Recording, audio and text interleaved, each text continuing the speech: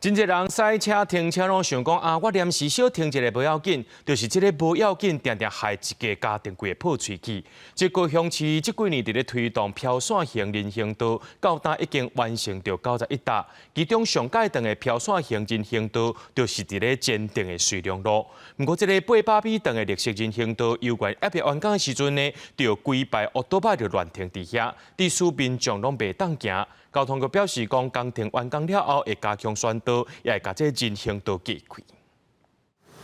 看到高雄瑞良路规排涂骹有画绿色标线型人行道，不过顶悬的机车是停甲满，地势过路人干来当行位边仔的道路，看起来真危险。民众就讲，新标线工程也未完工，机车就停几排，政府爱加强宣导才对。你停的遮人咧行嘛是爱行外口，嘛是甲车行做伙，所以嘛是危险啦。所以我感觉讲，大家公德心嘛是爱有安尼啦。比较进前无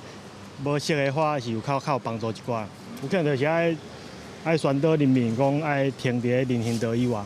这条瑞良路有18米宽，两边拢有1比2的人行道，总长有800米，是高雄市上长的标线型人行道。目前高雄已经有91搭标线型人行道，不过民团认为乱象嘛真多，亲像三明溪顶涌街，唔若跨度无够，甚至中央阁有电火条啊。民团理事长表示讲，安尼设置对家长甚至坐轮椅的时代拢无方便，共款危险。即摆咱有长辈咧做迄种电动的代步车，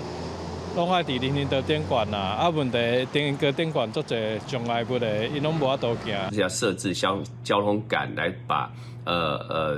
标线行人行道与停车带，还有车辆通行的空间做一个区隔等等，我们都会持续来滚动检讨来做设置。针对标线型人行道路障的问题，交通局顶个月会同相关单位会勘，未来拓宽人行道。另外，瑞良路标线型人行道予机车占用，交通局表示讲，车八就会完工，未来考虑设组架设施，让民众知影车爱停伫人行道边线以外，用路人才会当较安心。记者钟义辉、邱昭勇高雄报道。